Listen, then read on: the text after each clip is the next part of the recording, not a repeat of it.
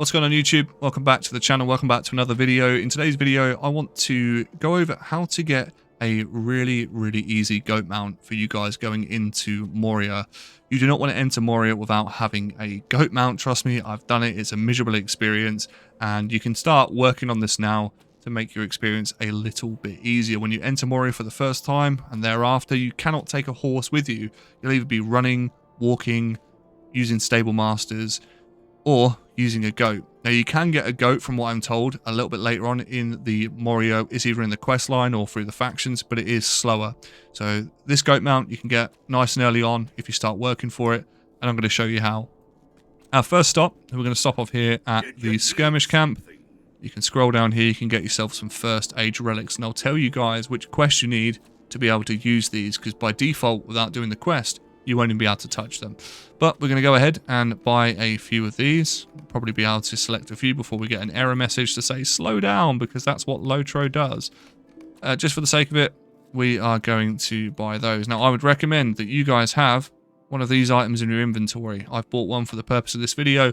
That is a reputation acceleration tome. So if we're going to use that, if we come down to our reputation, you can see we have 5,000 XP, which is going to be accelerated.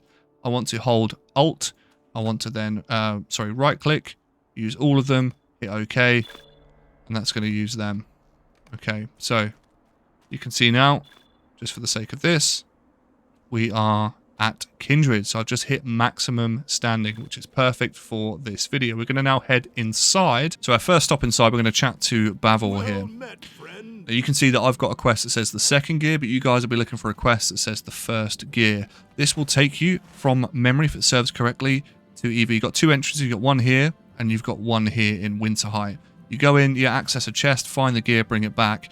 Once you've completed that, you will then be able to use these consumables. You cannot, and I cannot state this more, you cannot use these until you've completed that quest. So, what happens then after you complete that quest? Where do we go? So, from here, if we go and travel over to the faction reputation NPCs, so you've got some NPCs over here that you can trade for items depending on what standing you are within the faction, but you've also got some that will give you some daily quests, some repeatable quests. Now, I must state, these quests take you to an area, which I'll show you in just a second, but they take you to an area which is really high level. At the moment, the current state of Lawmaster, I was able to solo it. This is on, I think, like tier 1 landscape difficulty or something like that. But depending on what class you've got, you might have a bad time. You know, no pun intended. So you can go ahead, select some of these quests here. You can see I've got some that I've done, some that I've still got rolling. And this will take you to, and I think I've got some clips of this anyway.